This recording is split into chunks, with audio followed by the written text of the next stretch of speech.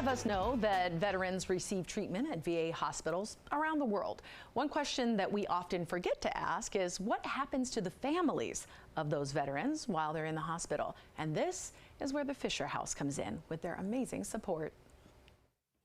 Fisher House works to support the quality of life of military veterans and their families who are being treated at the VA hospital by gifting comfort homes that can support anywhere from 7 to 20 families so that they can be present and part of the healing process for those who are hospitalized. I spoke with David Coker, the first employee of the Fisher House Foundation in 1994 when the program had only 14 houses. The program since has flourished and is now recognized as one of the premier nonprofits working to support the quality of life for our military veterans and their families. You know, we don't always get to choose when life happens. And when it does, when you get that call, you learn that a loved one is ill or injured, you want two things.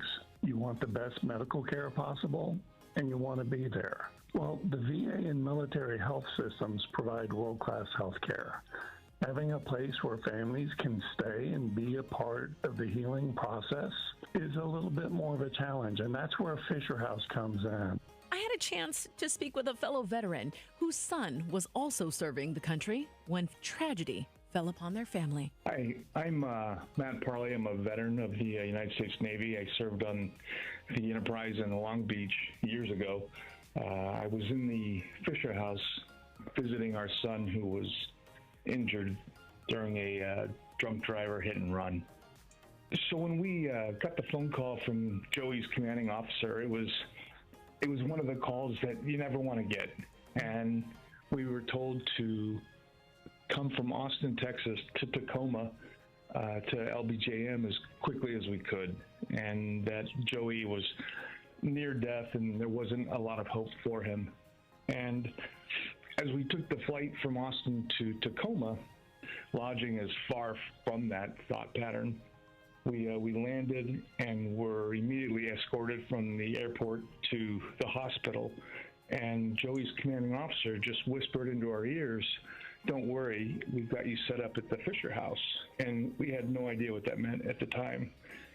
And after probably 24 hours at Joey's bedside, we're exhausted, we're starving, and they take us to this wonderful home, the Fisher House, where we were shown our room, our own bathroom.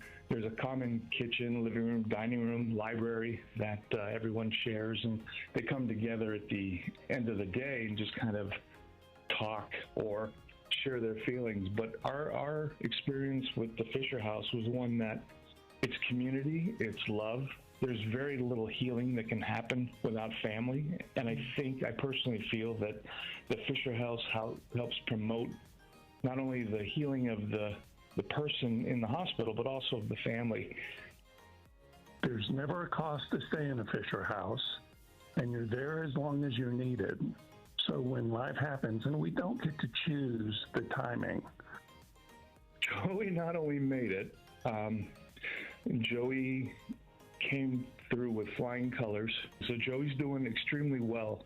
And with the help of, again, the doctors and the surgeons of the Army and the help and love with the Fisher House, that would have never happened. There are dozens of Fisher Houses located on or near major military installations and Department of Veterans Affairs medical centers worldwide. To locate a specific house or to check availability, log on at fisherhouse.org. But supporting our military and veteran families is truly something special. For Living Local DMV, I'm Karina Delgado. And coming up on May 29th, this Friday, along with my radio family, I will be broadcasting our inaugural Radiothon for the Fisher House with 94.7 The Drive. For more information, log on at 947thedrive.com.